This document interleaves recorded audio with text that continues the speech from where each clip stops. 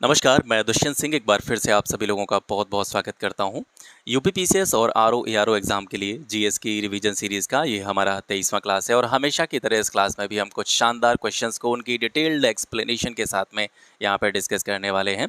चाहे यूपीपीसीएस की बात करें, चाहे आरओ एआरओ की बात करें, दोनों का प्रीलिम्स का जो सिलेबस है, विशेष रूप से जीएस की अगर बात करें तो वो सेम है। तो इस सीरीज़ के माध्यम से मैं आपके इन दोनों एग्ज़ाम्स को टारगेट करते हुए आगे बढ़ रहा हूँ। आपके सिलेबस में जो भी टॉपिक्स दे रखे हैं उनको हमने बांट रखा है। जैसे कि आज के इस क्लास में देखेंगे तो हम जो क्वेश्चंस डिस्कस करेंगे वो इकोनॉमिक्स, एग्रीकल्चर और यूपी स्पेशल पर बेस्ड होंगे। तो पर डे का जो वीडियो होता है, एक दिन का जो क्लास होता है, उसमें हम 3 विषयों से जुड़े हुए, 3 सब्जेक्ट से जुड़े हुए क्वेश्चंस को डिस्कस करते हैं।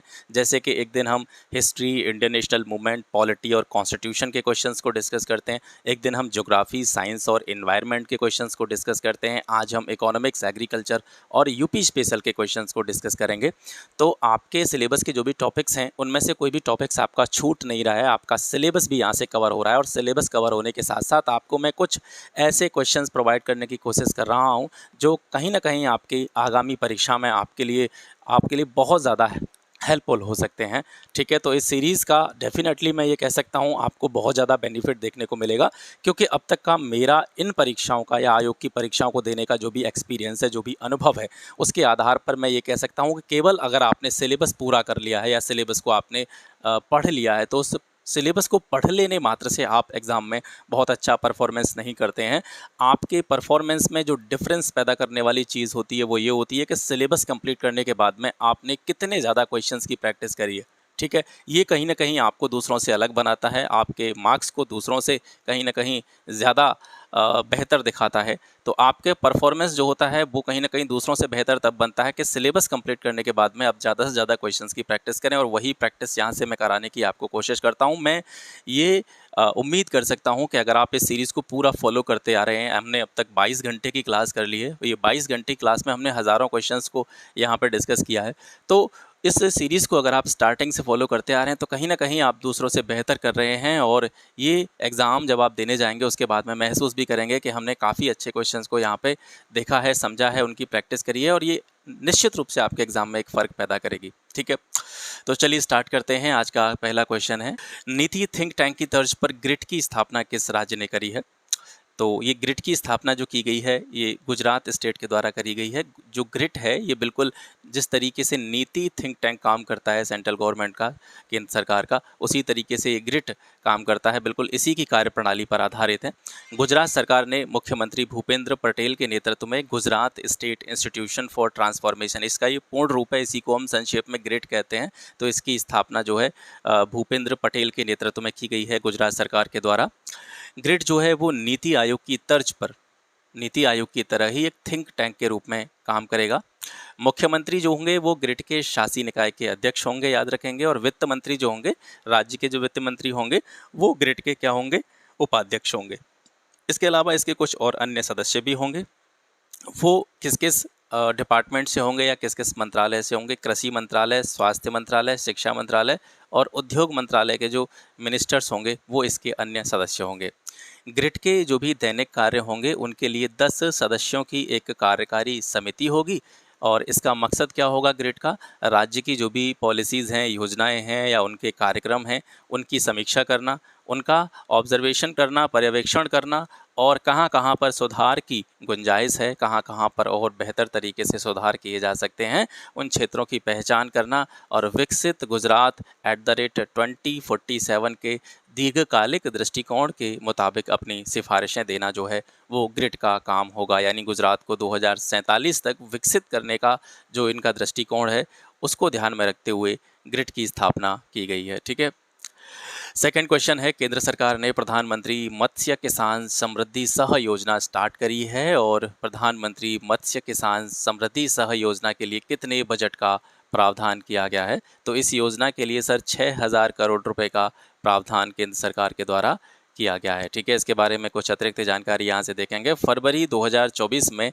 केंद्रीय मंत्रिमंडल ने प्रधानमंत्री मत्स्य किसान समृद्धि सह योजना, यानी इसको संक्षेप में बोलते हैं हम PMMKSSY, प्रधानमंत्री PM मतलब प्रधानमंत्री और मत्स्य किसान सह समृद्धि योजना यानी MKSSY, इसको मंजूरी दी है। और मत्स्य पालन और जलीय कृषि अवसंरचना विकास कोष को 2025-26 तक अतिरिक्त 3 सालों के लिए विस्तार प्रदान किया गया है। यानी इस योजना के संबंध में जो एक कोष बनाया गया है, जो एक फंड बनाया गया है, उसको कब तक के लिए बढ़ा दिया गया है? उसको 2025-26 तक के लिए बढ़ा दिया गया है। कितने वर्षों के लिए? 3 वर्षों की अवधि के लिए। तो ये मुख्य पॉइंट है, इसको याद रखेंगे कि इस योजना का जो मत्स्य पालन एवं जलीय कृषि अवसंरचना विकास कोष है, तो उसको कितने अतिरिक्त वर्षों के लिए विस्तार प्रदान किया गया है? तो उसको 3 वर्षों के लिए विस्तार प्रदान किया गया है, याद रखेंगे। ठीक है।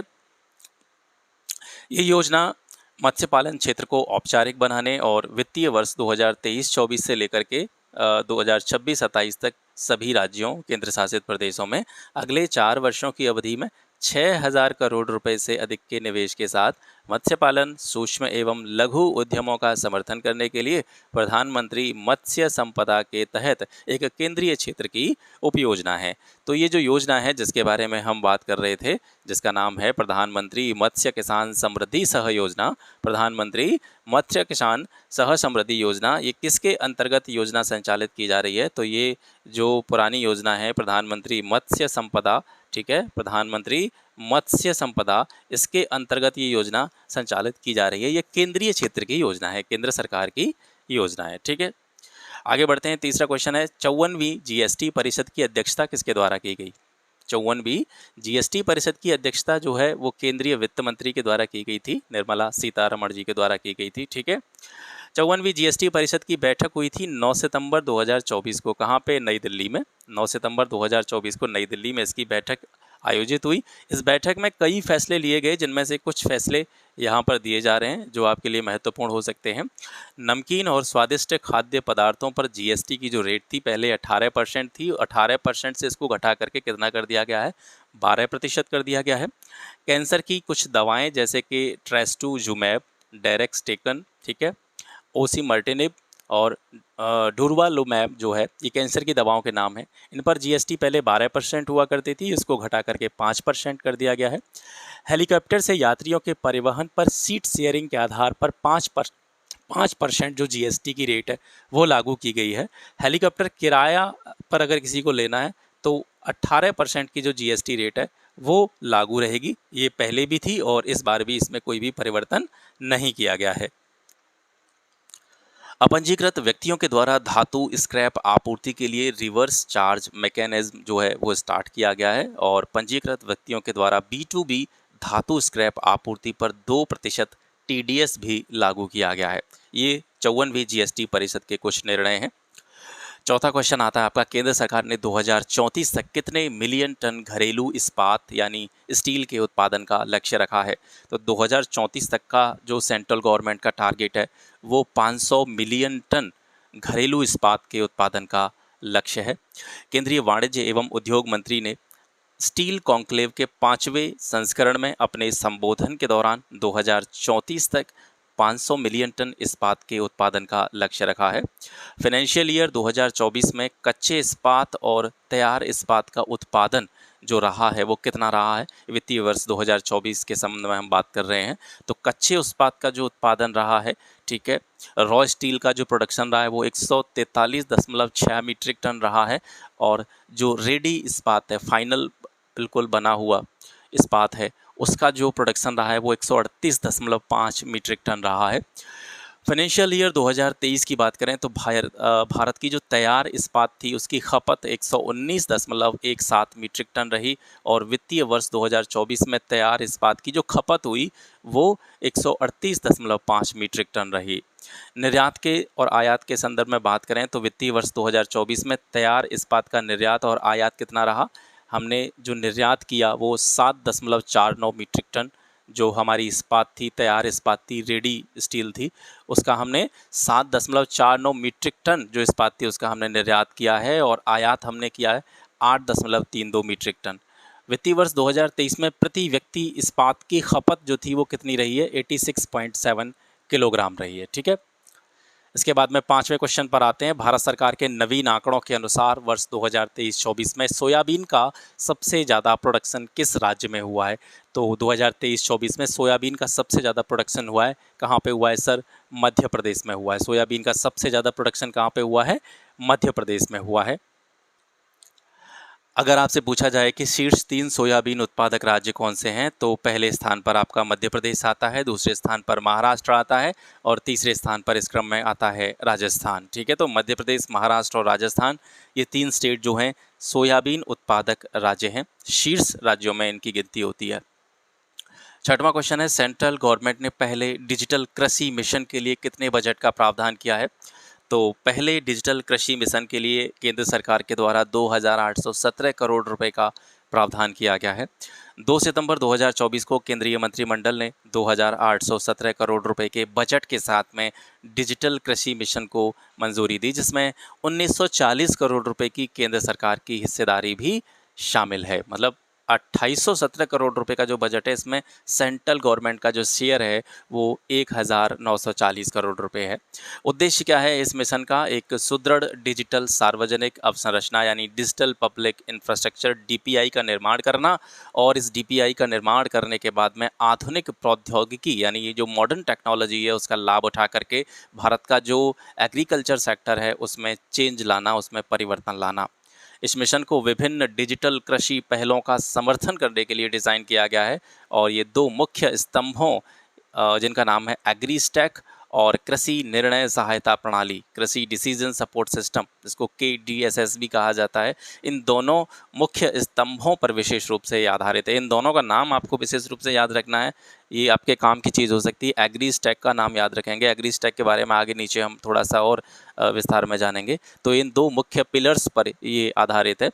अतिरिक्त तत्वों में मृदा प्रोफाइल मानचित्रण, डिजिटल सामान्य फसल अनुमान सर्वेक्षण भी शामिल हैं। इसमें मृदा प्रोफाइल मानचित्रण की भी बात की जाएगी, ठीक है, मिट्टी की जो प्रोफाइल मैपिंग होगी उसको भी इसमें किया जाएगा। इसके अलावा डिजिटल सामान्य फसल अनुमान सर्वेक्षण भी इसमें किया जाएगा, ठीक है। जैसे कोई भी किसान की जो फसल है मॉडर्न टेक्नोलॉजी की सहायता से उसकी कितनी यील्ड हो सकती है, उसकी कितनी उपज हो सकती है, इसका अनुमान भी इसमें लगाया जाएगा।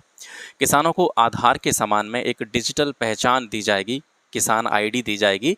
और मिशन का लक्ष्य क्या है? वित्तीय वर्ष 2026-27 में विभिन्न चरणों में 11 करोड़ किसानों के लिए डिजिटल आईडी बनाना। ये नंबर याद रखेंगे, कितने किसानों के लिए डिजिटल आईडी बनाने का लक्ष्य रखा गया है? 11 करोड़ किसानों के लिए डिजिटल आईडी बनाने का लक्ष्य रखा गया है। एग्रीस्टैक जिसके बारे में हम ऊपर बात कर रहे थे, तो इसके लिए पायलट प्रोजेक्ट संचालित किए गए हैं 6 राज्यों में, ठीक है, ये बहुत इंपॉर्टेंट है। एग्रीस्टैक के लिए पायलट प्रोजेक्ट कितने राज्यों में संचालित किए गए हैं? तो ये 6 राज्यों में संचालित किए गए हैं, और इनको आप विशेष रूप से याद रखेंगे। उत्तर प्रदेश के फर्रुखाबाद में, गुजरात के गांधीनगर में, महाराष्ट्र के बीड में, हरियाणा के यमुनानगर में, पंजाब के फतेहगढ़ साहिब में और तमिलनाडु के विरुधनगर में ये जो पायलट प्रोजेक्ट हैं एग्रीस्टैक के लिए, ये संचालित किए गए हैं। डिजिटल फसल सर्वेक्षण 2 वर्षों में देश भर में शुरू किया जाएगा, जिसमें फाइनेंशियल ईयर 2024-25 में 400 ज़िले और वित्तीय वर्ष 2025-26 तक जितने भी बाकी के ज़िले होंगे यानी सभी ज़िले जो होंगे उनको शामिल किया जाएगा। डिजिटल कृषि मिशन के साथ साथ मंत्रिमंडल ने 14,235.30 करोड़ रुपए के कुल परिव्यय वाली 6 अतिरिक्त योजनाओं को मंजूरी दी है। इनमें कुछ जो प्रमुख चीज़ें हैं वो यहाँ पे आपको दी जा रही हैं। वर्ष 2047 तक खाद्य सुरक्षा, फूड सिक्योरिटी, जलवायु लचीलापन, इनको सुनिश्चित करने के लिए फसल विज्ञान के लिए, ठीक है, या फसल पर रिसर्च के लिए 3,979 करोड़ रुपए का लक्ष्य रखा गया है। कृषि शिक्षा प्रबंधन और सामाजिक विज्ञान को मजबूत करने के लिए 2,291 करोड़ रुपए का प्रावधान किया गया है। सतत पशुधन स्वास्थ्य एवं प्रोडक्शन को बढ़ाने के लिए 1,702 करोड़ रुपए का प्रावधान किया गया है। बागवानी के सतत विकास के लिए 1,129.30 करोड़ रुपए का प्रावधान है। कृषि विज्ञान केंद्र को सुदृढ़ करने के लिए 1,202 करोड़ रुपए का प्रावधान है, और प्राकृतिक संसाधन प्रबंधन के लिए 1,115 करोड़ रुपए का प्रावधान है। अब आप ये सोच रहे होंगे कि इतने सारे डेटा को याद कैसे रखेंगे? चिंता करने की कोई बात नहीं है। ये जो नीचे वाला डेटा है ना, इन 6 योजनाओं की जो हम बात कर रहे हैं, इसी में आपको कन्फ्यूज़न हो रही होगी। जैसे हमने यहाँ पे पढ़ा कि डिजिटल कृषि मिशन के साथ साथ मंत्रिमंडल ने 14,235 करोड़ रुपए के कुल परिव्यय वाली 6 एक्स्ट्रा जो योजनाएं हैं, अतिरिक्त योजनाएं, उनको मंजूरी दी है। तो ये जो कंबाइंड इसका एक परिव्यय की राशि है, इसको आप याद कर लीजिए। 6 अलग-अलग योजनाओं की अलग-अलग आपको याद नहीं करनी है नीचे वाली, ठीक है। डिजिटल कृषि मिशन हमारा मेन टॉपिक हो गया। डिजिटल कृषि मिशन में जो चीज़ें हैं, जैसे एग्री स्टैक में कितने राज्यों में जो पायलट प्रोजेक्ट है वो स्टार्ट किया जाएगा, किसानों को कितने करोड़ किसानों को डिजिटल आईडी प्रदान की जाएंगी, ये कुछ मुख्य चीज़ें हैं इसमें से। और ये जो अतिरिक्त 6 योजनाएं हैं, इनकी अलग अलग राशि को आपको याद करने की ज़रूरत नहीं है, वो मैंने केवल लिखी है। एक प्रोबेबिलिटी बन सकती है शायद पूछ ले, तो उस एक्सपेक्टेशन के आधार पर मैंने वो नीचे डाल दी है। लेकिन मुख्य चीज़ क्या है कि डिजिटल कृषि मिशन के साथ साथ मंत्रिमंडल ने जो कुल 6 परियोजनाएं चालू करी हैं, 6 अतिरिक्त योजनाएं को मंजूरी दी गई है, उनकी कुल राशि कितनी है वो आप ज़रूर याद करेंगे। ये वाला डेटा आप ज़रूर दिमाग में रखेंगे, ठीक है। आगे बढ़ते हैं। चर्चा में रही डिजिटल भारत निधि का निम्न में से किससे संबंध है? तो डिजिटल भारत निधि का संबंध टेलीकॉम कनेक्टिविटी से है। टेलीकॉम कनेक्टिविटी से है। इसके बारे में कुछ अतिरिक्त जानकारी देखते हैं। ये योजना जो है यूनिवर्सल सर्विस ऑब्लिगेशन फंड यानी यूएसओएफ की जगह लेगी। इसके स्थान पर पहले कौन सी योजना थी? ये यूनिवर्सल सर्विस ऑब्लिगेशन फंड वाली योजना थी। अब इसको रिप्लेस करा जा रहा है। किसके द्वारा रिप्लेस किया जा रहा है? इसको डिजिटल भारत निधि के द्वारा रिप्लेस किया जा रहा है, ठीक है।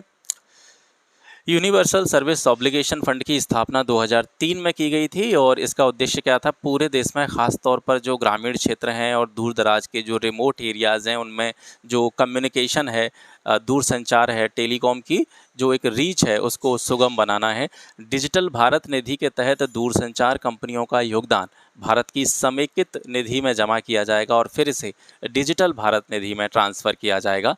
इस योजना के तहत महिलाओं, दिव्यांग लोगों और आर्थिक रूप से जो कमज़ोर वर्ग के लोग हैं, वंचित समूह हैं, उनको दूरसंचार सेवाओं तक उनकी पहुंच जो सुनिश्चित हो सके, इसके लिए डिजिटल भारत निधि के अंतर्गत काम किया जाएगा।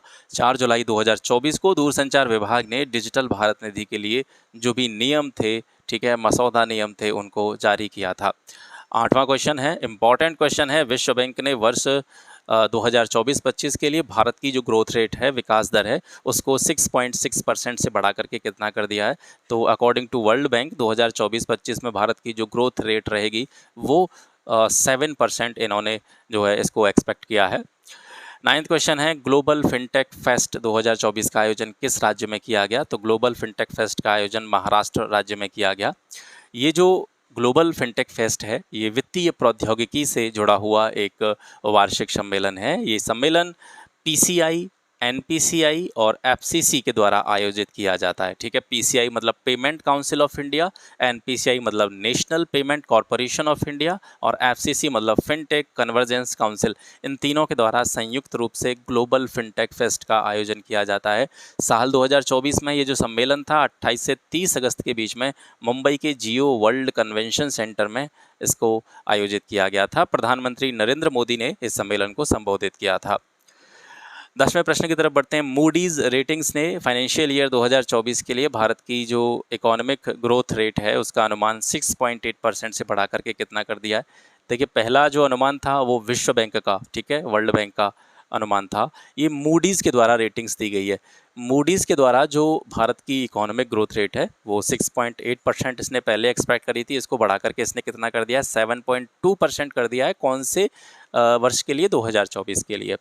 निम्न में से किसे national association of software and service companies, जिसको हम नेस्कॉम के नाम से जानते हैं, इसका अध्यक्ष नियुक्त किया गया है? नेस्कॉम के अध्यक्ष कौन है? सिंधु गंगाधरन। सिंधु गंगाधरन को नेस्कॉम का अध्यक्ष जो है नियुक्त किया गया है। नेस्कॉम का फुल फॉर्म आप प्रश्न में ही देख चुके होंगे, national association of software and services companies. ये भारत का एक गैर लाभकारी व्यापार संघ और वकालत समूह है। ये भारतीय सूचना प्रौद्योगिकी और बिजनेस प्रोसेस आउटसोर्सिंग उद्योग का एक प्रमुख निकाय है, इसके रूप में ये काम करता है। स्थापना नेस्कॉम की कब हुई थी? 1988 में हुई थी। 12वां क्वेश्चन है सर, फॉर्च्यून इंडिया 2024 लिस्ट के अनुसार भारत की सबसे अमीर महिला किसको घोषित किया गया है? तो ये सावित्री जिंदाल हैं। फॉर्च्यून इंडिया 2024 की लिस्ट के अनुसार ये भारत की सबसे अमीर महिला हैं, सावित्री जिंदाल। किस संस्था के द्वारा digital platform unified lending interface विकसित किया गया है? तो ये यूनिफाइड लैंडिंग इंटरफेस यूएलआई का विकास रिजर्व बैंक ऑफ इंडिया के द्वारा किया गया है। यूएलआई एक डिजिटल प्लेटफॉर्म है जिससे ऋण देने की प्रक्रिया आसान होने की उम्मीद है। इससे जो भी किसान हैं या जो भी सूक्ष्म और लघु उद्यम हैं, उनमें काम करने वाले जो भी व्यक्ति हैं, उधारकर्ता हैं, उनको बैंकिंग सेवाएं प्रदान करते हुए बिना किसी परेशानी के, बिना किसी बाधा के ऋण उपलब्ध कराया जा सकेगा। 14वां है यूनिफाइड पेंशन स्कीम यानी UPS sorry, unified pension scheme, जिसकी हाल ही में काफ़ी चर्चा रही है। ठीक है, पहले पुरानी पेंशन थी आपकी ओल्ड पेंशन स्कीम ओपीएस, उसके बाद में सरकार ने 2014-15 में एनपीएस वाला सिस्टम लागू किया था, नेशनल पेंशन स्कीम। और उसके बाद में कर्मचारियों की विरोध या कर्मचारियों के जो समय समय पर धरना प्रदर्शन होते रहे हैं, कर्मचारियों में जो असंतुष्टि देखी है, उसको आधार मान करके एनपीएस में कुछ संशोधन किए गए हैं। ठीक है, उसके लिए एक स्पेशल कमेटी भी बनाई गई थी और उस स्पेशल कमेटी की रिपोर्ट के आधार पर यूपीएस को, जो भी यूपीएस का ड्राफ्ट था, उसको गवर्नमेंट ने पेश किया है। तो ये यूपीएस स्कीम है, इसको सबसे पहले किस राज्य ने लागू किया है? महाराष्ट्र राज्य ने इस यूपीएस पेंशन स्कीम को लागू भी कर दिया। इसके बारे में थोड़ी सी जानकारी देखते हैं, समझते हैं चीज़ों को।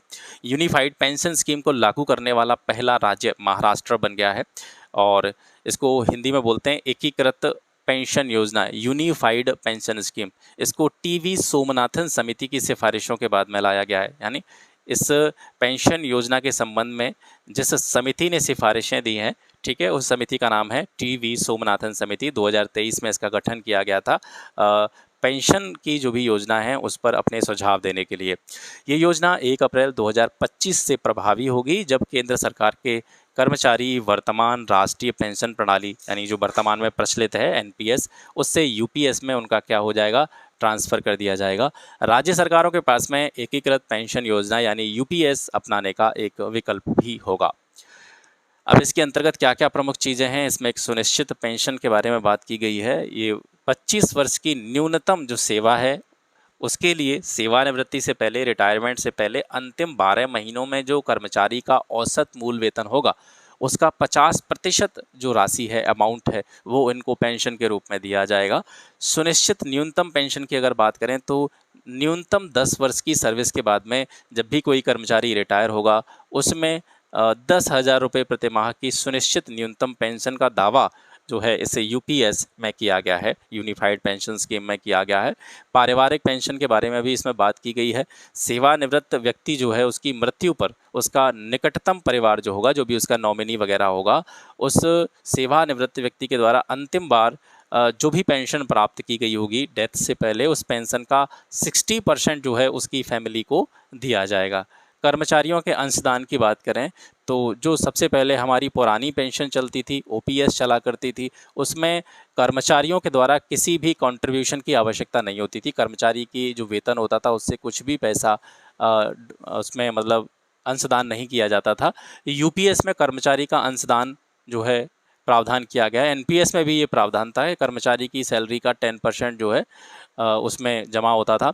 यूपीएस में भी यही प्रावधान है कि कर्मचारी का जो मूल वेतन होगा और उसमें जो महंगाई भत्ता मिला करके टोटल उसकी जो सैलरी बनेगी उसका 10% जो राशि है वो जो है अंशदान के रूप में जमा की जाएगी और इसका लगभग 18.5% का जो कंट्रीब्यूशन है वो सरकार के द्वारा किया जाएगा। एनपीएस में केंद्रीय सरकारी कर्मचारी के मूल वेतन से 10% और सरकार से 14% अंशदान की आवश्यकता होती है। जो वर्तमान में नेशनल पेंशन स्कीम चल रही है उसमें कर्मचारी के वेतन से 10% का अंशदान जाता है और सरकार इसमें 14% अंशदान कंट्रीब्यूट करती है, वो जो है जमा होता रहता है कर्मचारी के उसमें। भारत के पेंशन विनियमों को आधुनिक बनाने की सरकार की प्रतिबद्धता के तहत 1 जनवरी 2004 को एनपीएस ने ओपीएस का स्थान ले लिया था। ठीक है, तो सबसे पहले जो आपकी पुरानी पेंशन स्कीम चलती थी और 2004 में, सॉरी मैं 2014 बोल गया था, 2004 में जो है एनपीएस को लाया गया था 1 जनवरी 2004 से। अभी यूपीएस पर काम चल रहा है, इससे भी कर्मचारियों में थोड़ा असंतोष का भाव है। ठीक है, तो इसमें कुछ चीज़ें हैं, अभी आपको देख करके ये ऐसा लग रहा होगा कि ये बहुत बढ़िया स्कीम है, लेकिन इसमें कुछ गहराई वाली चीज़ें हैं। ठीक है, अभी हम एग्ज़ाम के पॉइंट ऑफ व्यू से बात कर रहे हैं, तो जो चीज़ें हो सकती हैं समझने वाली उसी के ऊपर बात कर रहे हैं, लेकिन इसमें भी थोड़ी सी जो है चीज़ें सही नहीं है। उत्तर प्रदेश बजट 2024-25 के अनुसार पंचायती राज विभाग पर परिव्यय के लिए, खर्च के लिए कितने रुपए का आवंटन किया गया है? तो पंचायती राज विभाग पर जो खर्चे का एक प्रावधान किया गया है वो है 21,197 करोड़ रुपये। इसके बारे में जानते हैं। उत्तर प्रदेश बजट 2024-25 के अनुसार प्रमुख विभागों को जो आवंटन किया गया है करोड़ रुपए में, वो यहाँ से देख लेते हैं। भारी और मध्यम उद्योग यानी जो भारी और मध्यम उद्योग होते हैं उनके लिए 21,054 करोड़ का प्रावधान है। नमामि गंगे एवं ग्रामीण जलापूर्ति पर 25,110 करोड़ रुपए का प्रावधान किया गया है। नगर विकास के लिए 25,698 करोड़ का प्रावधान है। ग्रामीण विकास के लिए 25,409 करोड़ रुपए का प्रावधान है। स्वास्थ्य एवं परिवार कल्याण के लिए 27,086 करोड़ रुपए का प्रावधान है। प्राइमरी एजुकेशन के लिए, प्राइमरी शिक्षा के लिए 76,035 करोड़ रुपए का प्रावधान है। और ऊर्जा सेक्टर के लिए, ऊर्जा विभाग के लिए 57,071 करोड़ रुपए का प्रावधान बजट में किया गया है। 16वां प्रश्न है आवधिक श्रम बल सर्वेक्षण वार्षिक रिपोर्ट 2024 के अनुसार, ठीक है, रिपोर्ट का नाम याद रखेंगे, आवधिक श्रम बल सर्वेक्षण वार्षिक रिपोर्ट 2024 की रिपोर्ट है। इसके अनुसार 2023-24 में सभी उम्र के लोगों के संदर्भ में सामान्य स्थिति में सबसे अधिक बेरोजगारी किस राज्य में रही है? तो ये रही है सर गोवा में। इसके बारे में थोड़ा विस्तार से जानते हैं। वर्ष 2023-24 में सभी उम्र के लोगों के संदर्भ में सामान्य स्थिति में सबसे ज़्यादा बेरोजगारी की दर यानी जो लगभग 8.5% है, ये गोवा में रही है। और सबसे कम बेरोजगारी की दर जो रही है वो मध्य प्रदेश में रही है, 0.9%। उत्तर प्रदेश और बिहार दोनों के लिए बेरोजगारी की दर 3% दर्ज की गई है, ठीक है, चाहे यूपी हो बिहार हो, दोनों के लिए ये 3% दर्ज की गई है। ये वार्षिक रिपोर्ट जो है जुलाई 2023 से जून 2024 के बीच के आंकड़े जो है उनको प्रदर्शित करती है। 23 सितंबर 2024 को ये रिपोर्ट सांख्यिकी और कार्यक्रम कार्यान्वयन मंत्रालय भारत सरकार के द्वारा जारी की गई थी, ठीक है। इस रिपोर्ट के अनुसार दी गई अवधि में, किस अवधि में, जुलाई 2023 से जून 2024 की जो अवधि है, इस अवधि में 15 वर्ष और उससे अधिक उम्र के लोगों के लिए सामान्य स्थिति में श्रम बल भागीदारी दर कितनी रही है? तो 60.1% रही है, ठीक है। श्रम बल में जो उनकी पार्टिसिपेशन रेट है वो 60.1% रही है। और इस 60.1% में से अगर हम अलग अलग देखें, ठीक है, इस 60.1% में से अगर हम अलग अलग देखें कि महिलाओं के लिए कितनी रही है, पुरुषों के लिए भागीदारी दर कितनी रही है, तो पुरुषों के लिए ये 78.8% रही है। इससे पिछली रिपोर्ट थी उसमें 78.5% थी। इसका जो कह सकते हैं भागीदारी दर है वो वृद्धि हुई है थोड़ी सी इसमें। और महिलाओं के संदर्भ में इस वाली रिपोर्ट में देखें तो ये 41.7% है। पिछली रिपोर्ट में ये थोड़ी कम थी, 37% थी। सामान्य स्थिति में 15 वर्ष और अधिक उम्र के लोगों के लिए श्रमिक जनसंख्या अनुपात जुलाई 2023 से जून 2024 के दौरान कितना रहा है? श्रमिक जनसंख्या अनुपात कितना रहा है? 58.2%। पुरुष महिलाओं के लिए अगर इसको भी अलग अलग देखें तो पुरुषों के लिए श्रमिक जनसंख्या अनुपात है वो 76.3% है और महिलाओं के लिए 40.3% है। तो मेन जो डेटा है वो आपको याद रखना है। जैसे यहाँ पे ऊपर हमने देखा था, ये जो रिपोर्ट है इसके अनुसार सामान्य स्थिति में श्रम बल में जो भागीदारी दर है संयुक्त रूप से महिलाओं और पुरुषों की वो 60.1% है, इसको याद रखेंगे विशेष रूप से, ठीक है। और इसी तरीके से श्रमिक जनसंख्या अनुपात जो है संयुक्त रूप से जो महिलाओं पुरुषों के लिए रहा है वो 58.2% है। ये दो मुख्य आंकड़े जो हैं वो आपको याद रखने हैं, ठीक है। आगे बढ़ते हैं 17वें प्रश्न की तरफ। स्पाइसएड योजना को 15वें वित्त आयोग चक्र की शेष अवधि के दौरान वित्तीय वर्ष 2025-26 तक लागू किया जाएगा। एक महत्वपूर्ण जानकारी आपको इसी से मिल जाती है, प्रश्न से ही मिल जाती है। स्पाइसएड योजना जो है इसको 15वें वित्त आयोग चक्र की शेष अवधि के बचे हुए समयकाल के दौरान 2025-26 तक इसको लागू किया जाएगा। इस योजना के लिए कुल परिव्यय कितना है जिसको स्वीकृति प्रदान की गई है? तो ये 422.30 करोड़ रुपए है स्पाइसएड योजना के लिए, ठीक है, बची हुई अवधि में। 4 सितंबर 2024 को वाणिज्य एवं उद्योग मंत्रालय के तहत भारतीय मसाला बोर्ड के द्वारा स्पाइसएड योजना प्रारंभ की गई, ठीक है। तो ये जो स्पाइसएड योजना है सर किसके द्वारा स्टार्ट करी गई है? तो भारतीय मसाला बोर्ड के द्वारा इसको स्टार्ट किया गया है। स्पाइसएड का फुल फॉर्म यहाँ से आप देखें, स्पाइसएड का पूर्ण रूप है sustainability in spice sector through progressive innovative and collaborative interventions for export development. ये इसका पूर्ण रूप है। उद्देश्य क्या है स्पाइसएड योजना का? मसालों और मूल्यवर्धित मसाला उत्पादों के निर्यात में महत्वपूर्ण रूप से ग्रोथ करते हुए, वृद्धि करते हुए इलायची की उत्पादकता में सुधार करना और निर्यात के लिए पूरे देश में मसालों की कटाई के बाद में उनकी जो गुणवत्ता है, क्वालिटी है, उसको इंक्रीज़ करना, उसको उन्नत करना। भारतीय मसाला बोर्ड के द्वारा स्पाइसएड योजना स्टार्ट करी गई है। इस मसाला बोर्ड का मुख्यालय कहाँ पे है सर? तो ये कोच्चि केरल में स्थित है, ठीक है। 18वें प्रश्न की तरफ चलते हैं। हाल ही में किसके द्वारा कृषि निवेश पोर्टल और एग्रीकल्चर फंड जिसका नाम है एग्रीश्योर, ठीक है, एग्रीश्योर किसके द्वारा लॉन्च किया गया है? तो ये शिवराज सिंह चौहान के द्वारा लॉन्च किया गया था इसको न्यू दिल्ली में।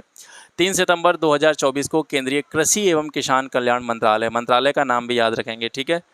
केंद्रीय कृषि एवं किसान कल्याण मंत्रालय और ग्रामीण विकास मंत्री शिवराज सिंह चौहान, जो कि मध्य प्रदेश के पूर्व मुख्यमंत्री रहे हैं, इनके द्वारा कृषि क्षेत्र के लिए नई दिल्ली में एग्री श्योर योजना का शुभारंभ किया गया। एग्री श्योर का फुल फॉर्म क्या है? Agri fund for startups and rural enterprises, ये इसका फुल फॉर्म है। वित्त मंत्री के द्वारा बजट भाषण 2022-23 में, पिछले बजट भाषण में घोषणा की गई थी कि सहनिवेश मॉडल के तहत जुटाई गई मिश्रित पूंजी वाले एक फंड की सुविधा नाबार्ड के माध्यम से प्रदान की जाएगी। उसी पर कहीं ना कहीं ये बेस्ड है। एग्रीश्योर को कृषि और ग्रामीण स्टार्टअप इकोसिस्टम में विकास और नवाचार को, इनोवेशन को बढ़ावा देने के लिए डिज़ाइन किया गया है। सेबी द्वारा पंजीकृत श्रेणी 2 का यह मिश्रित पूंजी कोष 750 करोड़ रुपए का है। यानी इस योजना के लिए एक पूंजी कोष बनाया गया है, मिश्रित पूंजी कोष बनाया गया है, जिसके बारे में बजट 2022-23 के भाषण में वित्त मंत्री के द्वारा बताया भी गया था। ठीक है, तो ये जो कोष जो है ये 750 करोड़ रुपए का है। इस कोष में भारत सरकार का योगदान कितना रहेगा? 250 करोड़ रुपए का। नाबार्ड का कंट्रीब्यूशन रहेगा 250 करोड़ रुपए। और 250 करोड़ रुपए कहाँ से जुटाए जा रहे हैं? बैंक, बीमा कंपनी और जो भी प्राइवेट इन्वेस्टर्स हैं, निजी निवेशक हैं, उनसे 250 करोड़ रुपए जुटाए जाएंगे। इस तरीके से पूरा कोष, यानी मिश्रित पूंजी कोष इसमें, क्योंकि मिश्रित पूंजी कोष इसको क्यों कहा जा रहा है? क्योंकि इसमें अलग अलग लोगों का कॉन्ट्रीब्यूशन है। ठीक है, भारत सरकार का भी कॉन्ट्रीब्यूशन है, नाबार्ड का भी कॉन्ट्रीब्यूशन है, इसके अलावा बैंक, बीमा कंपनी और जो निजी निवेशक हैं उनका भी कॉन्ट्रीब्यूशन है। तो इस तरीके से मिला के 750 करोड़ रुपए इस मिश्रित पूंजी कोष के लिए जुटाए जा रहे हैं। 19वां प्रश्न है, 2 सितंबर 2024 को प्रधानमंत्री नरेंद्र मोदी की अध्यक्षता में केंद्रीय मंत्रिमंडल के द्वारा किसानों का जीवन स्तर बेहतर बनाने और उनकी आय बढ़ाने के लिए 14,235.30 करोड़ रुपए की कुल लागत वाली कितनी योजनाओं को मंजूरी प्रदान की गई है? तो 7 योजनाओं को मंजूरी प्रदान की गई है। याद रखेंगे 7 योजनाएं कौन कौन सी हैं।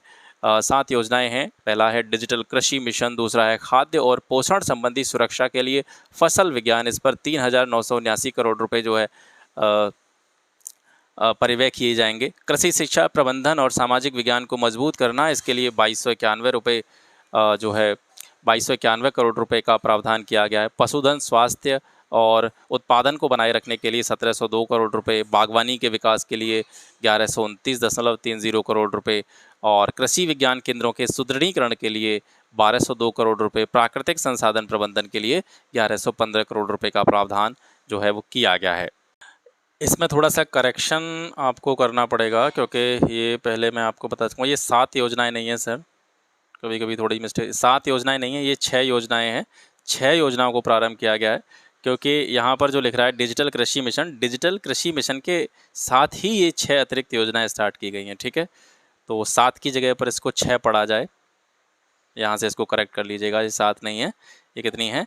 6 योजनाओं को जो है मंजूरी प्रदान की गई है। ठीक है, चलिए आगे बढ़ते हैं। 20वां प्रश्न है, 28 अगस्त 2024 को प्रधानमंत्री नरेंद्र मोदी की अध्यक्षता में केंद्रीय मंत्रिमंडल के द्वारा कृषि अवसंरचना कोष के अंतर्गत केंद्रीय योजना के क्रमिक विस्तार के लिए वित्त पोषण सुविधा की मंजूरी प्रदान की गई है। तो ये जो कृषि अवसंरचना कोष है, कितनी धनराशि के साथ में प्रारंभ किया गया है? तो इस कृषि अवसंरचना कोष की जो धनराशि रहेगी वो 1 लाख करोड़ रुपए की धनराशि है, जिसके साथ ये स्टार्ट किया गया है। सरकार ने कृषि अवसंरचना कोष योजना के दायरे का विस्तार करने के लिए कई पहलों की घोषणा की है। इन पहलों का उद्देश्य पात्र योजनाओं के दायरे का विस्तार करना, एक सुदृढ़ कृषि अवसंरचना पारिस्थितिकी तंत्र को बढ़ावा देने के लिए कुछ अतिरिक्त सहायक उपायों को जोड़ना है। तो इसके अंतर्गत जो कुछ पहले हैं, मुख्य पहले हैं, वो यहाँ पे आप देख सकते हैं। व्यवहार्य कृषि परिसंपत्तियों से जुड़ी पहले, एकीकृत प्रसंस्करण परियोजनाएं और पीएम कुसुम घटक, ये जो अतिरिक्त पहलें जो हैं वो इसके अंतर्गत स्टार्ट की गई हैं।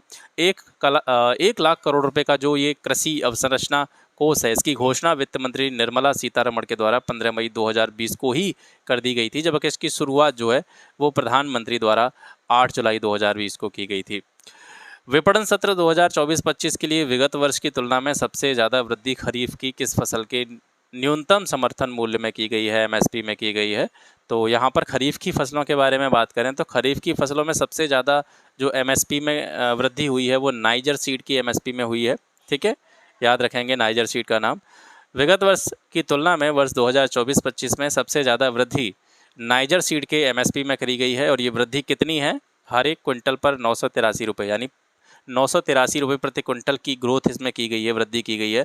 इसके बाद में दूसरा जो महत्वपूर्ण फसल है खरीफ का, जिसमें सबसे ज़्यादा वृद्धि हुई है वो तिल है। ₹632 प्रति क्विंटल की वृद्धि इसमें हुई है, ठीक है। ये दूसरे स्थान पर है वृद्धि के मामले में। और तूर या अरहर की जो दाल होती है, ये वृद्धि के मामले में तीसरे स्थान पर है। इसमें प्रति क्विंटल ₹550 की वृद्धि करी गई है। तो सबसे ज़्यादा वृद्धि नाइजर सीड ₹983 पर क्विंटल, इसके बाद में तिल ₹632 पर क्विंटल, और इसके बाद में अरहर ₹550 पर क्विंटल। तो ये एमएसपी में सबसे ज़्यादा वृद्धि वाली 3 फसलें हैं। सामान्य श्रेणी एवं ए ग्रेड श्रेणी का जो धान होता है उसके एमएसपी में दोनों में ₹117 पर क्विंटल की वृद्धि की गई है। तो चाहे सामान्य श्रेणी का धान हो चाहे ए ग्रेड श्रेणी का धान हो, दोनों के एमएसपी में ₹117 प्रति क्विंटल के हिसाब से बढ़ोतरी की गई है।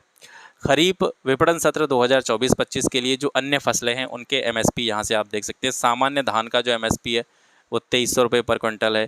धान ग्रेड ए का 2320 है। हाइब्रिड ज्वार का जो एमएसपी है ₹3371 पर क्विंटल। बाजरे का एमएसपी ₹2625 पर क्विंटल, बाजरे का 2625, ये डबल हो गया। रागी का ₹4290 पर क्विंटल है। मक्का का ₹2225 पर क्विंटल है। तूर या अरहर का जो एमएसपी है ₹7550 पर क्विंटल है। मुख्य मूंगफली का जो है वो ₹6883 पर क्विंटल, सोयाबीन का ₹4892, नाइजर सीड का ₹8717, मध्यम रेशे का जो कपास है वो ₹7180 ₹121 पर क्विंटल है, और लंबे रेशे के कपास का जो एमएसपी है वो ₹7521 पर क्विंटल है। विपणन सत्र 2024-25 के लिए विगत वर्ष की तुलना में सबसे ज़्यादा वृद्धि रबी की किस फसल के एमएसपी में की गई है? अभी आपने पढ़ा था खरीफ की किस फसल के एमएसपी में सबसे ज़्यादा वृद्धि हुई थी? Niger seed. अभी यहाँ पे हम बात कर रहे हैं रबी की फसल के एमएसपी के बारे में। तो रबी की फसल के एमएसपी में न्यूनतम वृद्धि की बात करें तो मसूर के एमएसपी में सबसे ज़्यादा वृद्धि यहाँ पे की गई है। इसके बारे में थोड़ी अतिरिक्त जानकारी यहाँ से देखते हैं। 18 अक्टूबर 2023 को पीएम नरेंद्र मोदी की अध्यक्षता में आर्थिक मामलों की मंत्रिमंडलीय समिति के द्वारा रबी विपणन सत्र 2024-25 के लिए सभी अनिवार्य रबी फसलों के लिए जो एमएसपी हैं उनमें वृद्धि को मंजूरी प्रदान की गई है। सबसे ज़्यादा वृद्धि जो देखने को मिली है वो मसूर के एमएसपी में हुई है। ₹425 पर क्विंटल की वृद्धि मसूर के एमएसपी में की गई है। रेपसीड और सरसों की बात करें तो इसमें ₹200 पर क्विंटल की वृद्धि की गई है, ठीक है। अब अन्य जो रबी की फसलें हैं उनका जो न्यूनतम समर्थन मूल्य है एमएसपी है उसको थोड़ा देख लेते हैं। गेहूं का एमएसपी ₹2275, जौ का एमएसपी 1850, चने का एमएसपी ₹5440, मसूर का जो एमएसपी है इसको आप विशेष रूप से याद रखेंगे क्योंकि इसमें सबसे ज़्यादा वृद्धि हुई है, तो ये पूछा जा सकता है, ₹6425। रेपसीड और सरसों का जो एमएसपी है वो ₹5650 है, और कुसुम का जो एमएसपी है वो ₹5800 है।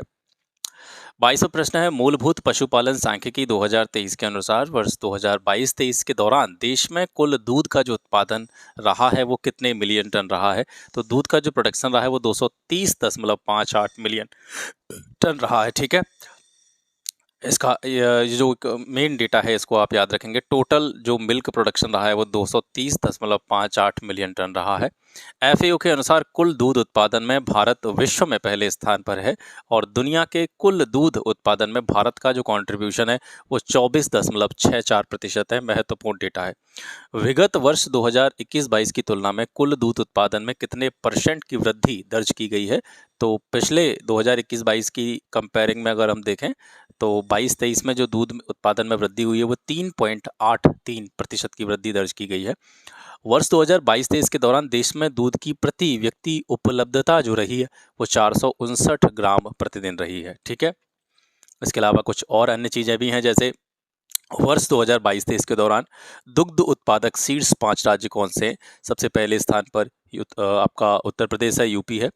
देश के कुल दूध उत्पादन में इसका योगदान 15.72% है। दूसरे स्थान पर राजस्थान, तीसरे पर मध्य प्रदेश, चौथे पर गुजरात और पांचवे पर आंध्र प्रदेश। ये देश के प्रमुख दूध उत्पादक राज्य हैं।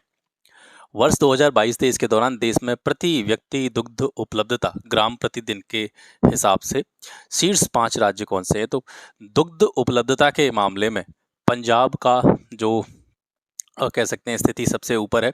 1283 ग्राम प्रतिदिन प्रति व्यक्ति को यहाँ पर दूध मिल जाता है। राजस्थान में ये 1138 है, हरियाणा में 1098 है, आंध्र प्रदेश में 799 है और गुजरात में 670 है, ठीक है। ये ग्राम प्रतिदिन के हिसाब से यहाँ पर चीज़ें आपको बताई जा रही हैं।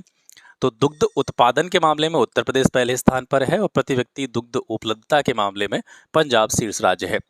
उत्तर प्रदेश में प्रति व्यक्ति दूध उपलब्धता कितनी है, तो ये 392 ग्राम प्रतिदिन है। ठीक है, यहाँ से पता चल रहा होगा कि उत्तर प्रदेश प्रोडक्शन में सबसे आगे है, पॉपुलेशन सबसे ज़्यादा है, और इसके अलावा उत्तर प्रदेश में दूध पीने वाले कम लग रहे हैं, बेचने वाले ज़्यादा लग रहे हैं। ठीक है, इस वजह से यहाँ पे कम उपलब्धता हो पा रही है। हालांकि ये मजाक की बात है, पॉपुलेशन बहुत ज़्यादा है प्रोडक्शन के मामले में। ठीक है, वर्ष 2022-23 के दौरान देश के अंडा उत्पादन में उत्तर प्रदेश का योगदान कितने प्रतिशत रहा है, तो ये 3.29% रहा है। पूरे देश में अंडे का जो भी प्रोडक्शन होता है उसमें यूपी का कंट्रीब्यूशन 3.29% है।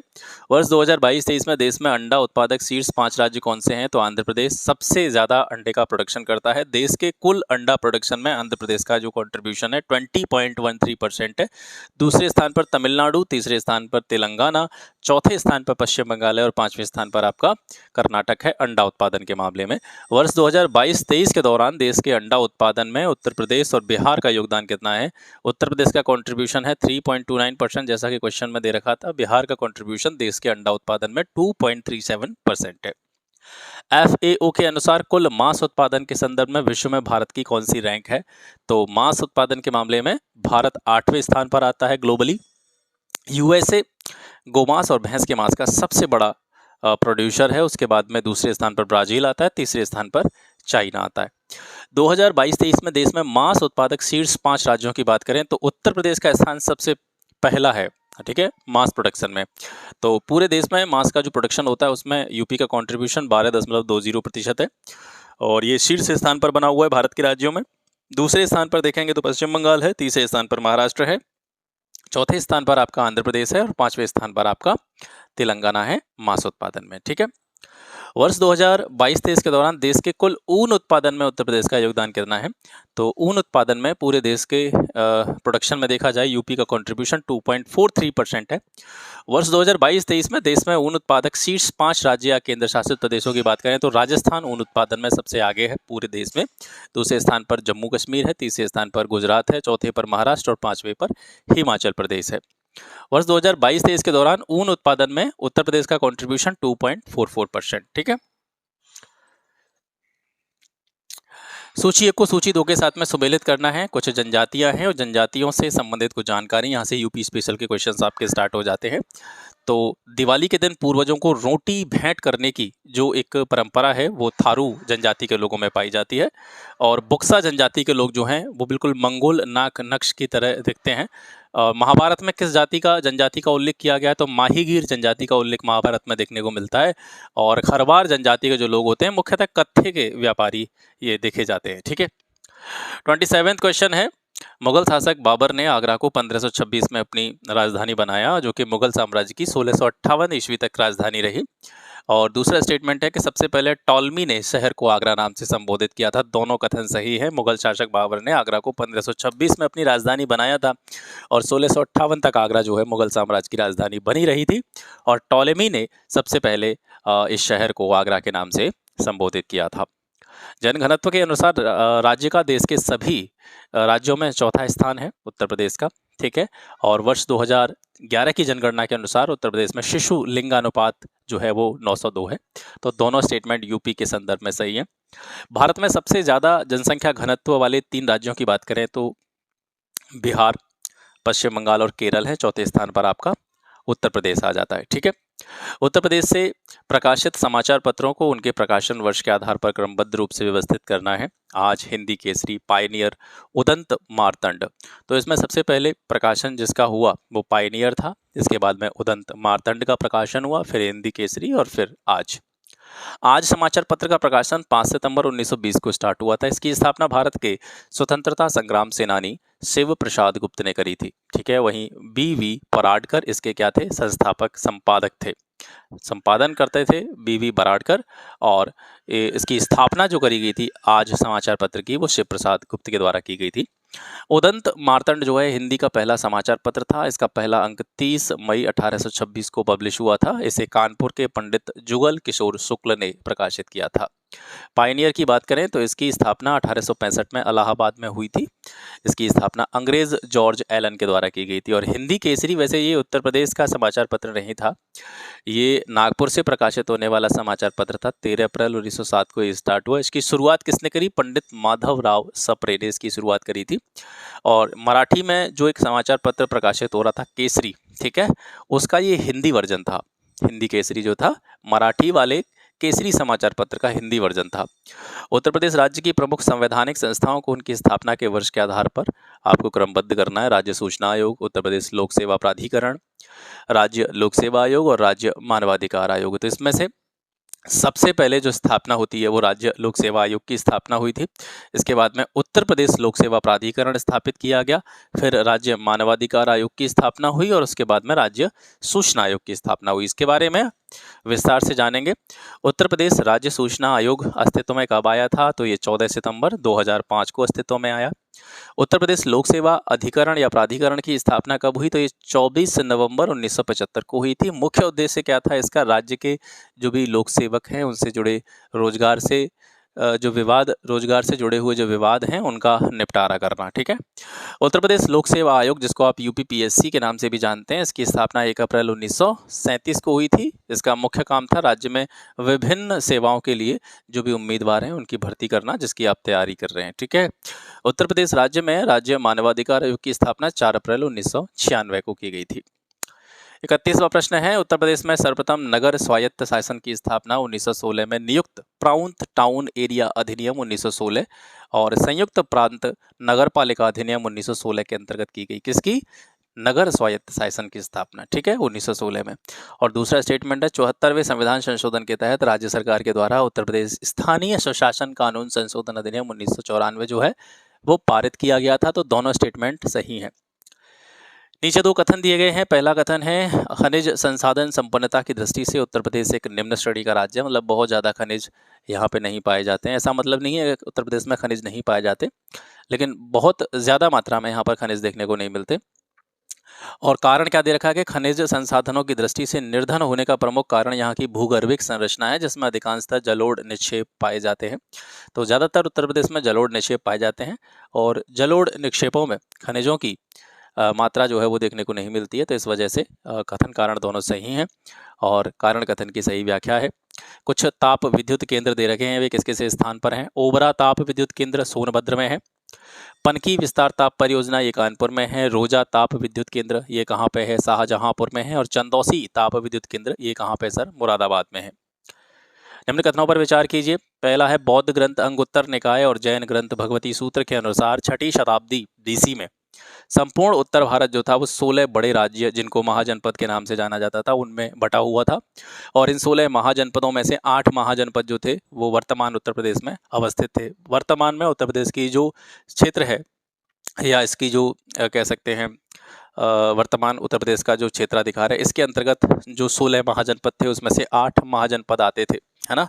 तो ये दोनों स्टेटमेंट सही हैं और इसकी व्याख्या मैं आपको पिछली क्लासेस में प्रोवाइड कर चुका हूँ कि ये 8 महाजनपद कौन कौन से थे वो मैं पहले बता चुका हूँ। तो इस वजह से इसकी एक्सप्लेनेशन यहाँ पे मैंने नहीं दी है, ठीक है। हर्षवर्धन के संदर्भ में कुछ कथन दे रखे हैं। पहला स्टेटमेंट है कि हर 5वें वर्ष में प्रयाग में वो महाभोज परिषद का आयोजन करता था। और दूसरा स्टेटमेंट काफ़ी इंपॉर्टेंट भी है। हर्ष के बांसखेड़ा अभिलेख में उसकी वंशावली के बारे में जानकारी मिलती है। उसकी जो उसका जो एडमिनिस्ट्रेटिव स्ट्रक्चर था, प्रशासनिक संरचना थी, उसके बारे में जानकारी मिलती है। और उसके सैन्य अभियान जो थे उनकी जानकारी भी इसमें मिलती है। तो यहाँ से ये इंपॉर्टेंट हो जाता है कि पहले तो आप इस तरीके से याद रखेंगे कि बांसखेड़ा अभिलेख किससे संदर्भित है, किससे संबंधित है? तो ये हर्षवर्धन से जुड़ा हुआ है। और हर्षवर्धन की वंशावली, प्रशासनिक संरचना और उसके सैन्य अभियानों की जानकारी किस अभिलेख में मिलती है? तो ये बांसखेड़ा अभिलेख में मिलती है। दोनों स्टेटमेंट सही है, ठीक है। 36वां क्वेश्चन है, भाबर क्षेत्र का विस्तार उत्तर प्रदेश के किन किन जिलों में है? तो भाबर क्षेत्र जो है वो सहारनपुर, बिजनौर, शाहजहांपुर, लखीमपुर खीरी और पीलीभीत जिलों में ये फैला हुआ है, ठीक है। उत्तर प्रदेश की प्रमुख ऋतुओं के संदर्भ में दिए गए कथनों पर विचार कीजिए। पहला है कि सर्वाधिक औसत तापमान राज्य के बुंदेलखंड क्षेत्र विशेष करके बांदा में पाया जाता है, क्योंकि ये जो क्षेत्र है कर्क रेखा के निकट है। दूसरा स्टेटमेंट है कि कर्क रेखा के समीप होने के कारण राज्य में कुछ जिले गोरखपुर, महाराजगंज, महोबा, पीलीभीत, जौनपुर, बिजनौर, अमरोहा इत्यादि का जो टेम्परेचर है 40 डिग्री सेल्सियस से 47 डिग्री सेल्सियस तक पहुंच जाता है, ये स्टेटमेंट गलत है। पहला स्टेटमेंट आपका सही है।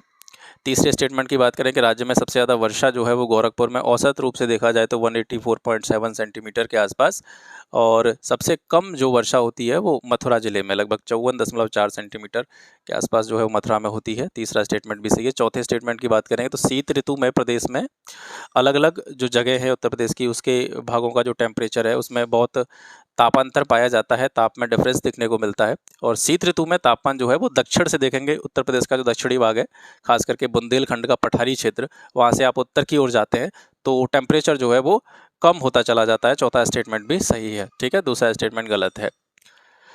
गंगा यमुना मैदानी क्षेत्र का वह हिस्सा या वह भाग जहाँ नदियों की बाढ़ का जल नहीं पहुँच पाता है, वहाँ की मिट्टी क्या कहलाती है? तो वहाँ की मिट्टी को हम बांगर मृदा कहते हैं। ठीक है, मैं एक काम और करूँगा, आपको एक तो आप देखते नहीं हैं, थोड़ा देखा करें तो तब चीज़ें समझ में आए कि कुछ प्लेलिस्ट बनी हुई हैं जो आपके इन दोनों एग्ज़ाम्स के लिए बहुत ज़्यादा हेल्पफुल हो सकती हैं आपके लिए। मैंने बहुत सारी चीज़ें चैनल पर कराई हुई हैं, आप लोग देखते नहीं हैं और आप लोगों को प्लेलिस्ट मिलती भी नहीं है, पता नहीं क्यों नहीं मिलती, आप देखेंगे तो मिलेंगी।